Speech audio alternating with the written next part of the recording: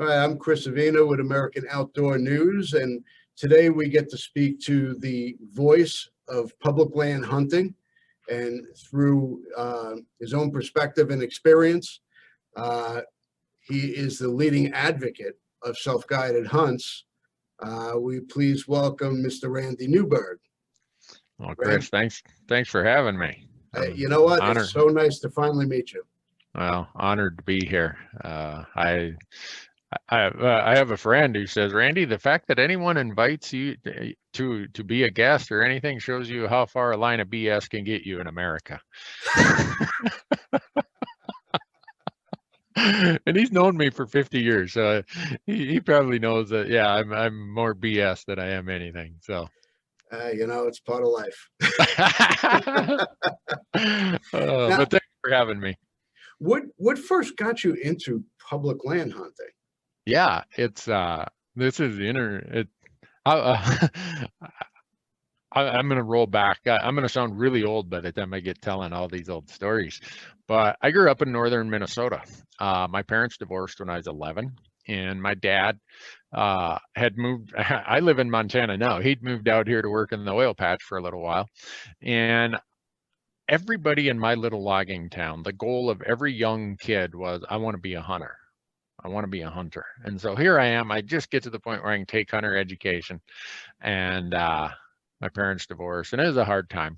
But, you know, that being what it is, I was able to leave the trailer house that we lived in, me and my mom and my two younger siblings, grab my 410 or my 20 gauge, walk out the back door and shoot grouse and squirrels and pheasants, or not pheasants, rabbits, because there was public land right there. And I took it for granted because I grew up around all these state forests.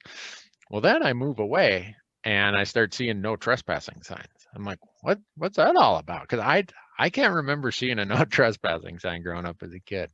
And so it started dawning on me how important having a place to hunt was to my evolution and my growth of being a hunter and someone who supports conservation and wild places and wild things. And so my life has pretty much been public land hunting. Don't get me wrong. In my other life, I'm a CPA, and I have a lot of tax clients who used to invite me out. Hey, you want to come hunt here? And I tell people, I don't care if it's public or private, just go hunt, first of all. Yeah. But we built our platforms based on the notion that there's nobody out there promoting public land hunting. So it was just a good fit. There's a big difference in types of public land hunting. I know for me in New York, if I'm going to hunt public land, I'm going to see 50 other people. Yep. You know, it's, where you might go public land hunting, you might not see another soul. Can you help us understand the difference and just how much public land is available to us? Yeah, I mean, in your state of New York, you guys have that big state forest Adirondack. Is that correct? And that's state land. It's one of the bigger chunks of state public land in the country. But you get out west, where I live in Montana, and I hunt all the Rocky Mountain states. We've got 640 million acres of federal public land. That we're talking about the U.S. Forest Service, the Bureau of Land Management, U.S. Fish and Wildlife Service, Bureau of Reclamation. 640 million acres is a lot of ground to spread out on. And so out west, yeah, you're right. And this is where I tell people, I always say, what a country, right? I mean, we live in the greatest country in the world for so many reasons. And I could leave right here where I'm sitting. And if I had the energy to do it, I can hike from my office to Yellowstone National Park and be on public land from the trailhead all the way to Yellowstone. Well, in hunting season, I would do that, or I could do that, and I'd see a lot of elk, I'd see grouse, I'd see deer, I'd see all kinds of stuff. So there's so much land out there that we really are spoiled in the West. It is way more crowded in the Midwest or back where you're at in the Northeast, just because of the population density of people and how hard it is to find places to hunt. Yeah, you're going to see a lot more people when you go out than I do. And one of the things that my platforms we try to do is to show the person from New York or where I grew up in Minnesota that this stuff that you see us doing out in the West is actually quite doable if you can save some money for the, driving out and the tags and stuff like that. But I grew up thinking the only way I'd ever get to elk hunt is if I won the lottery. Well, then I move out here and I start thinking, you know what, you can do this. Anybody, if I could shoot an elk, anybody can shoot an elk, because I am so far below average that I need to start showing other people how you clear some of these hurdles and dispel some of the myths that it's only for rich people. And so that's kind of how that mix of public land and the difference of the East and the West kind of falls into the message that we put together. Well, for a new hunter looking to do his own do-it-yourself hunt on public land, Mhm. what kind of steps should they take before they actually get out in the field? Because once they're out there, it's a lot different than watching it on YouTube. Oh yeah, way different. There's a few things to that. One is the logistics. The other is just the mental preparation for what it takes. I grew up whitetail hunting. I was not mentally in the mindset of what it took to hunt huge, vast landscapes, because whitetail hunting, you're hunting an 80-acre patch. Well, that's not that intimidating. And if there's some deer in there, you got a pretty good chance of seeing them. Well, then you come out here and you got, a drainage that's 20,000 acres. It's like, where do I even start? And it's such a foreign landscape, and it takes a lot of mental adjustment to understand that the densities of animals are lower. You're going to have more wild country, if you want to call it that. I mean, I had zero concern that I was going to stumble into a sow grizzly bear and cubs back home in Minnesota. Here, it's on my mind when I'm elk hunting. There's a lot of things there, and then coming the elevation difference. You start hoofing it at 10,000 feet. You're like, where's the oxygen around here? You guys hide all the oxygen on me? So there's a lot of things from the actual hunt itself. But the other part that I think is a big challenge for folks who, I grew up, we just went down to the hardware store, Gordon's Hardware, and we bought our deer tag. Well, in the West, if you're a non-resident, you got to be ahead of the game. Right now, we're doing all these videos. It's application season. Yeah. You have to participate in these crazy elaborate schemes that all these Western states have come up with. And if you don't do that, you're not going to get a tag. And the first step to getting a chance to go hunting is acquiring that tag. So we spend a lot of time talking about how you can get a tag. It sounds pretty elementary, but the Western states have mastered the art of making it really complicated. I think that's what any state. And it's all revenue driven, and how much can we get, even though it does go towards conservation, but which kind of segues into my next topic here. I know you had a pretty close relationship with Jim Posowitz. Yep. Can you tell me a little bit about his work? Yeah. In conservation, and what kind of influence he had on you? Yeah, we're all, I think any of us can look back at our lives and say, boy, there's been some important touch points along the way, and we're blessed to have just encountered certain people that you build a relationship with. And Jim passed away last summer, but he was well known as being one of the giants of conservation. Anyone who, in most states, if you've taken hunter's education in the last 30 years, you got his little book called Beyond Fair Chase. It's millions of copies out there. And he started an organization called, and when he left Montana Fish, Wildlife, and Parks and retired, he started a group called Orion the Hunters Institute. And he was doing a seminar right over here at the university, Montana State University, near my office. And this was in 1993. He just started, and I went over and said, hey, I loved your presentation. Let me know if ever I can help. He said, well, what do you do? I said, well, I'm a CPA. He's like, we could use some accounting help. So I started doing that. 2 years later, he asked me to be on his board, and then I sat on his board for 12 or 13 years. And in the process, got to see somebody who really had been through the challenges and the if you want to call them battles of conservation. He'd done it from the inside of trying to be a state employee and representing the hunters and anglers and their voice for for the wild places and wild things we love. And then watching him do that as in a nonprofit world. And I got to hear a lot of really cool stories, got to meet some amazing people, and to call Jim a friend, has been one of the blessings of my life for sure. Every once in a while, there's somebody that comes along that Yep. guides you in a direction you didn't think you'd be in. Chris, I'm sure if you sat down and wrote that, you'd have a long list of people who touched you in some way. And Oh, yeah. At the time, you have no idea that this relationship is going to guide you down a certain path. And voila, there you are. I got a story for you afterwards. Cool. Now, you serve on several boards for conservation. Can you tell us a little bit about your own conservation work? Yeah, I've just termed out now of my most recent conservation board position, the Rocky Mountain Elk Foundation. I served on their board for 6 years. I've served on lots of local rod and gun clubs. Like I said, I was on the board of Orion the Hunters Institute for 12 or 13 years.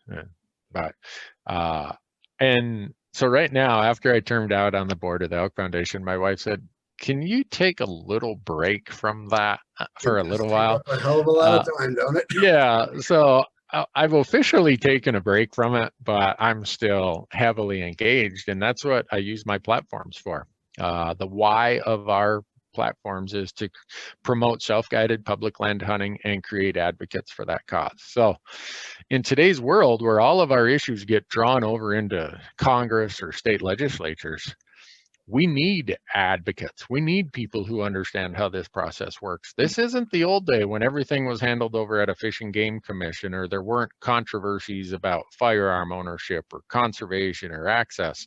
Now all this stuff is a political game. So part of my job is to take this 30 some years of advocacy experience I have and teach others how they can be an advocate for the things that are their passion and their interest. So maybe you'll lead to public office someday.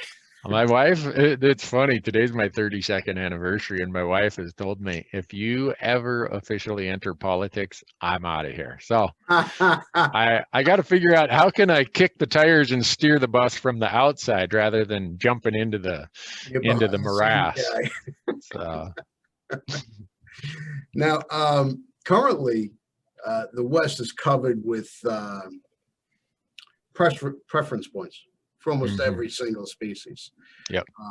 What do you think we should do in regards to the preference points programs across all these states to make it a little more level the playing field a little bit? Yeah, there are only 3 Western states that don't have some sort of elaborate point scheme: Idaho, New Mexico, and Alaska. Every other Western state, you gotta subject yourself to these crazy schemes. And I'll just say this as an old gray-haired guy. No offense to us old gray-haired guys, but I can now say that because, you know, I got plenty of gray hair. But I have a lot of points in a lot of states. I've got double-digit points for many species in many states. And what I would prefer, if Randy was king for a day, I'd get rid of them all. I'd give up my 20 sheep points in Nevada and Arizona. I'd give up my almost 20 sheep and moose points in Montana. Because if you think about preference points or bonus points, whichever it is, it's really, the pie stays the same, but how do we readjust the pie so that the old gray-haired guys like me get a bigger piece? Yeah. Well, if you cut a pie and someone gets a bigger piece, it means everyone else gets a smaller piece. And it just frustrates me to no end, but I'll use an example. Wyoming made $12 million off non-resident points last year. So the evolution of these has become a money stream. And I'm not saying that Wyoming operates just for the money. The point of that is we've built systems that have been accepted now. Colorado's system has been in place for over 30 years. We have built systems that agencies feel that their constituents have an expectation. And there's also some sort of value proposition that creates a revenue stream. So I don't see them going away, unfortunately. It all comes down to the dollar at the end of the day. How So much are we earning? yeah, so I wish it was different, but I don't see it changing. So I tell people, if the landscape's not going to change, how do you adjust your plan and your strategy for that unchanging landscape? And that's why we spend, like right now, we do a video on our YouTube channel for every state. Wyoming, Arizona have already released. We just filmed New Mexico and Utah. Those will be releasing. So that people who aren't familiar with these elaborate schemes these states come up with, that they have a little bit of a head start about, okay, this is my budget. Where could I get started in this? So. We love our children. We protect them. We guide them. We prepare them for life in the world. With all that we do, from deep in our hearts, we cannot control all things. Life-threatening illnesses and disabilities affect far too many of our children each year. While we cannot change the circumstance, we can make dreams come true. Dreams to provide hope, to provide spiritual healing and strength, to provide moments of happiness and relief in the hardest of times. We can give a glimmer of light and hope in a time of darkness and despair. Join huntofalifetime.org to help make dreams come true, to provide hope for children with life-threatening illnesses and disabilities. Hunt of a Lifetime is a nonprofit organization fulfilling dreams for hunting and fishing trips to youth 21 and under with life-threatening illnesses and disabilities. Visit huntofalifetime.org to learn how you can make a difference. Well, I think we could move on to a little bit of a hot topic now. Uh-oh, what are we going to talk about now? Well, there's a romantic image of the wolf, and then there's reality. Yeah. What is the reality of the wolf as a species interacting with us on our public lands, in our own backyards? Yeah. So back to my growing up, I grew up in northern Minnesota, a little town called Big Falls, right in the middle of Koochiching County. So if you look at a map of northern Minnesota, the place that looks like would be hard to get to, that little logging town is where I grew up. And wolves never disappeared from there. So I might have a take it or leave it attitude about wolves, or just it's not that big of a deal, you know. As one of my friends says, wolves don't have rainbows shooting out their asses, and they're also not the villains of the world. They're wolves. But you and I both know they're highly controversial topics. Sure. Like on one side, you see these videos that wolves have saved Yellowstone from destruction. Well, Yellowstone Park is right southeast of me here, about 80 miles. And that was one of the places wolves got released in 1995. And it was I have no problem with wolves being on the landscape, as long as the promise that was made that we would get to manage them like we do all other wildlife. You know what? That's it. I mean, right there, look behind my shoulder. That's a wolf pelt taken here in Montana. But to make promises to the citizens of Montana, Idaho, and Wyoming, as they did, that, okay, when you reach certain levels, you're going to get the chance to manage them. And then through the infrastructure of our political and court system, litigate. So in 2001, Montana, Idaho, and Wyoming, we met the delisting criteria. So within the next 2 years, we had our plans all submitted, and then it was just lawsuit after lawsuit after lawsuit. Where finally it took an act of Congress, a literal act of Congress, for Montana and Idaho to get management control of the wolves that had been promised to them in 1994. So how have they changed the landscape of, by Yellowstone Park? How have they changed it? They have an impact. I mean, in Montana, they say at a minimum, we've got 650 wolves running around. They know it's probably at least half again that high. You know, they're eating some deer and they're eating some elk. They love to eat elk, and they're kind of like me. You know, they like elk. Eat elk. Yeah, but they don't have a center fire rifle to do it. They only have their teeth to do it with. So they've had some impact in total numbers in some places, where elk are on their marginal habitats. The consequences of predation are amplified greatly. If they're in prime habitat, predation isn't that big of an issue. Mhm. So we have some places where elk aren't in the premium habitat, so we're seeing some impacts there. We're also seeing instances where how elk are using the landscape has changed. They prefer certain places where it's harder for wolves to catch them. Well, if you've hunted elk in spot A for 30 years, you and dad and grandpa, and here comes some wolves on the landscape, and now the elk change their behaviors significantly. It's like the elk are all gone. Well, they're not all gone. They're just now using a different part of the landscape because they don't A want to. little smarter. Yeah. So I hunt wolves. I make no apologies about it. I think they're just like every other animal that we, as a society that has impacted the landscape to the degree we have a responsibility to manage both sides of that equation. This idea that there's some big happy balance, that Mother Nature finds its happy balance, is a steaming crock of dung. Okay. And the only way that's ever going to get back to how it was is if 330 million Americans decide we're going to pack up and leave this continent and restore the landscape to how it was before we got here. No. That's the only way, because right now, all of our wildlife lives on the fringes of the remaining habitat. And we have to manage that, and we have to manage them. And some people don't like the term manage, whatever. The reality is we as a society collectively have huge impacts on the ability of wild things to use the landscape as they traditionally had. And that applies to every species, and wolves are not exempt from that.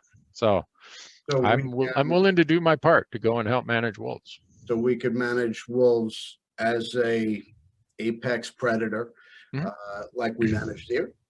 Like we do bears, like we do everything. I mean, we ate that wolf you see right there. We ate it. And people are like, you've lost your mind, Randy. I probably have, but it's not because I decided to eat a wolf. My mind was probably absent for years and years before that. But my point for eating the wolf was, one, my own personal interest. I was wondering how it tastes. I have a bit of an ethos of, if I'm going to shoot something, I'm going to at least try to eat it and see if it's salvageable. But also to give this normalcy to wolves. You know, wolves are not Little Red Riding Hood. They're not going to come and eat the kids at the school bus. But they're also not this savior to the landscape. You know, you watch these videos of, they call it trophic cascades, that somehow the wolves to Yellowstone solved all the landscape issues. There were so many complicated landscape issues going on in Yellowstone at the same time, and are still going on today. To try simplify it that it's just wolves is laughable. It's like, really, we're going to solve world hunger by, you know, some simple one topic thing. No, it's so it's funny. I read an article today. Long Island, for the longest time, has been the only North American landmass that did not have coyote. Oh. Well, now coyote are starting to make their way onto Long Island, whether they're crossing bridges or swimming, however they're getting here. They're here. Yeah. And the article was basically saying, treat them, you know, with respect, let them grow. If you see them coming in your yard, yell at them, squirt them with a hose. And I'm thinking, all right, if a coyote's trying to eat my cat, I'm going to squirt it with a hose and yell, leave my cat alone. That'll do the trick. Yeah, good luck with that. Yeah, even wolves will scare coyote out of the area. This is their domain. They're the apex predator. Canines do not like other canines. And in Yellowstone, if you're a coyote or a red fox, you got your head on a swivel. Yep. I mean, anywhere in Montana, it's just when one comes in, it displaces others. So if you look, you would see, not that I think anyone's ever measured it, but I suspect you'd see significant decline in the number of other canines since wolves have become the dominant canine in the landscape. And again, that's my point of, you can't throw wolves there and think that they operate in a vacuum. You know, now Colorado passed a ballot initiative this November that the citizens just barely passed it that said, we're going to reintroduce wolves in Colorado. Well, folks like to think that that is just, you put them there and they mind their manners. They have this pact with the elk of, hey, we're going to do this humanely, and you're going to, you know, we got a deal sorted out here that you're going to let us eat you, and, you know, fairy tale world, everything's going to be fine.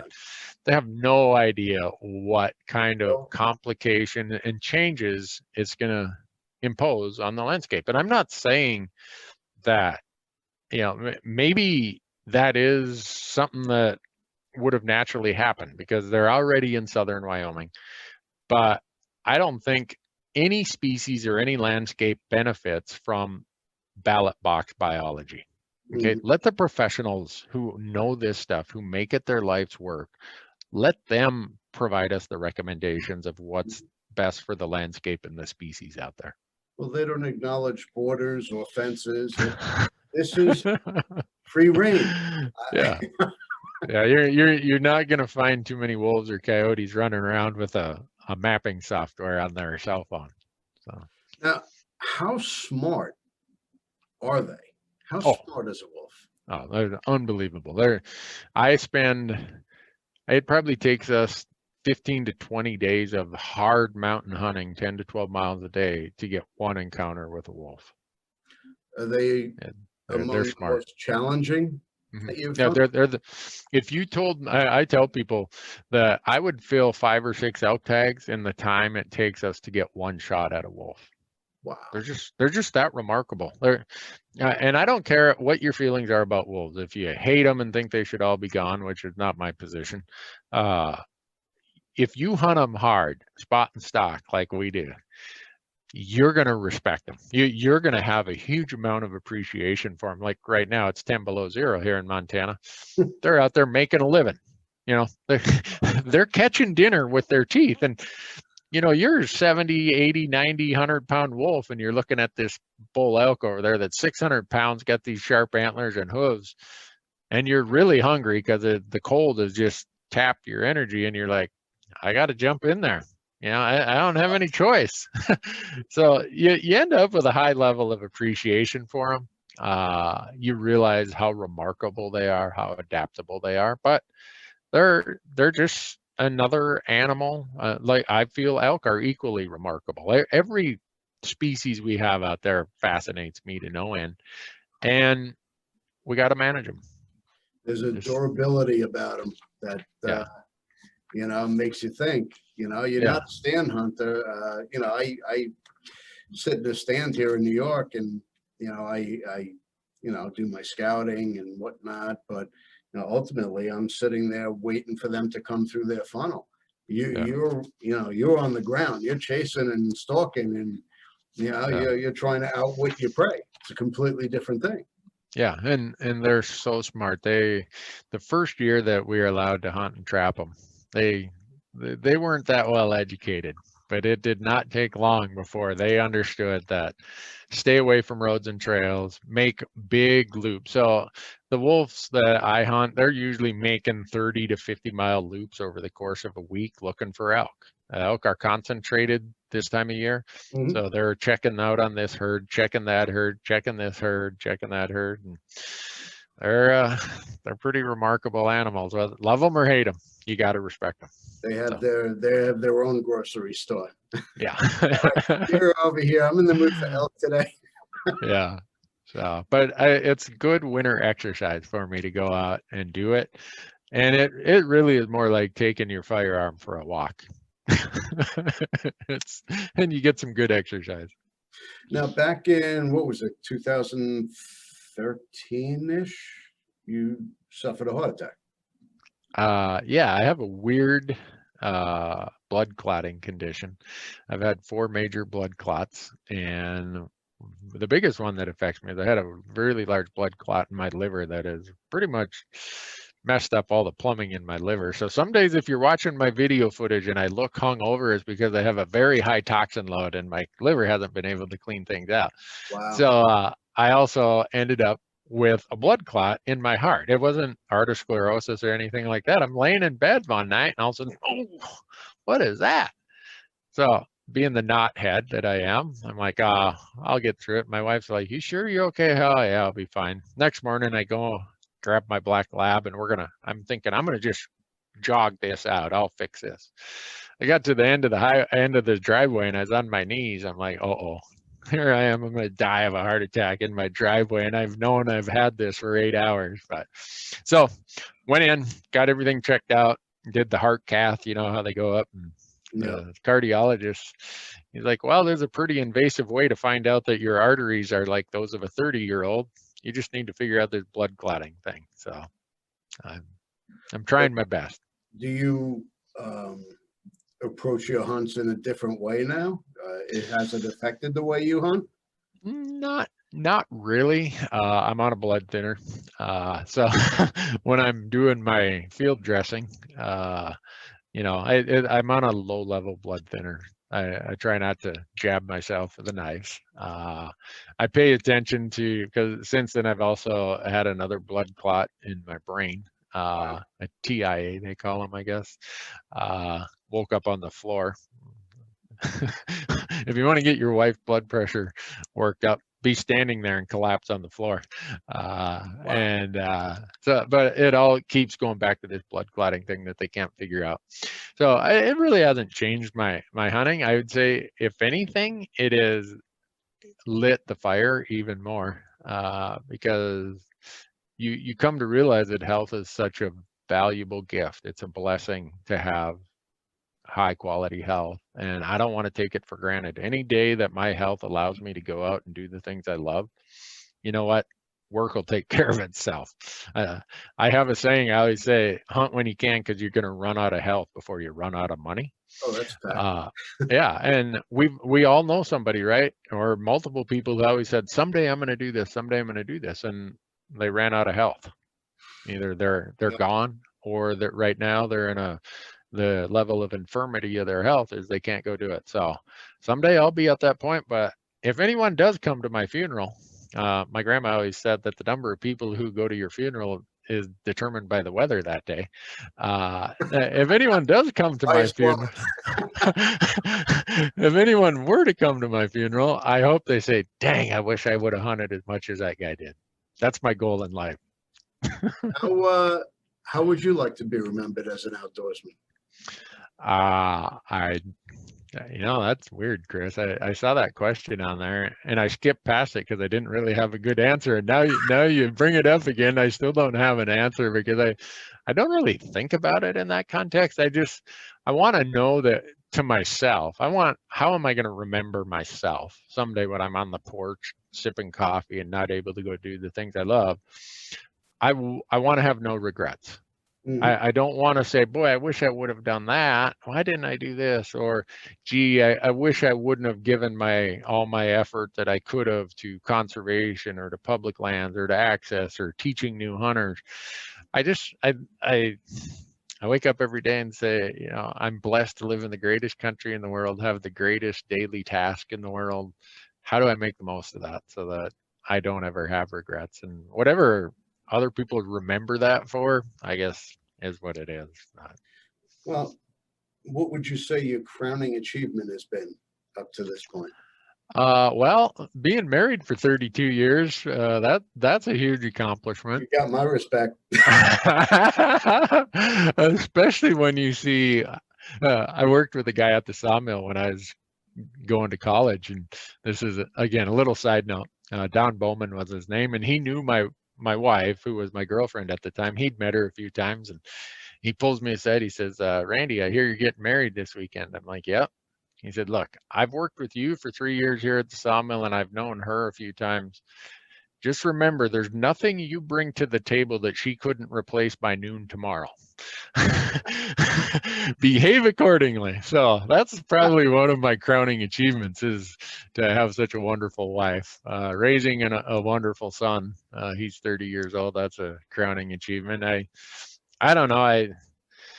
I really don't measure anything that way. I'm very proud of the work we do and the platforms we've built, advocacy that we're able to create for hunting and public lands and in conservation. And I look around a lot of my office, even though you see some European mounts here, a lot of my office are little plaques of conservation projects I've been involved in. And those conservation projects are really, really important to me, because if someone doesn't step forward, or groups of people don't step forward, those deals don't get done, and we lose access here, or we lose that habitat, or we lose whatever. And not that we can save all the world in one big swoop, but I'm very proud of the work I've done in conservation and public access. I appreciate everything you do for us. It's, has not gone unnoticed. And I want to thank you for taking the time here today to speak to me and my readers. And where can we find you? Well, we have multiple digital platforms. For a while, as you know, for 9 years, we were on Outdoor Channel and Sportsman's Channel, and we migrated all that to digital platforms. So we have a TV show on Amazon Prime called Fresh Tracks with Randy Newberg. And then we have a big YouTube channel called Randy Newberg Hunter. We have 2 podcasts, one called Hunt Talk, one called Elk Talk. Social media, Instagram, Facebook, we're on all that stuff. And then I have a very large hunting forum called hunttalk.com. And usually you can find me out in the hills somewhere. That's where I'd prefer to be. When you're not tied to the social media platforms. Yeah, podcasts and TV shows. Yeah, I'm on a new campaign, Chris. It's called Blow Up Your Facebook. If it wasn't for the requirement to have a lot of this social media stuff for the things we do, it's just a way to communicate now, and our sponsors and partners expect that of us, so we have it. But I know my daily life is way too positive to get too hung up on the negativity of a lot of social media. So I don't know. Another grandma told me that when you get up in the morning, you get to decide, is it going to be a good day or a bad day? And 99% of the time, whatever you decide is probably what it's going to be. So I wake up every day is a good day. So that's great. Yeah. All right. I appreciate your time. Thank you again. And we will list all of your social media in the article. And thank you again. Thank you, Chris. Appreciate it. Keep doing all your good work.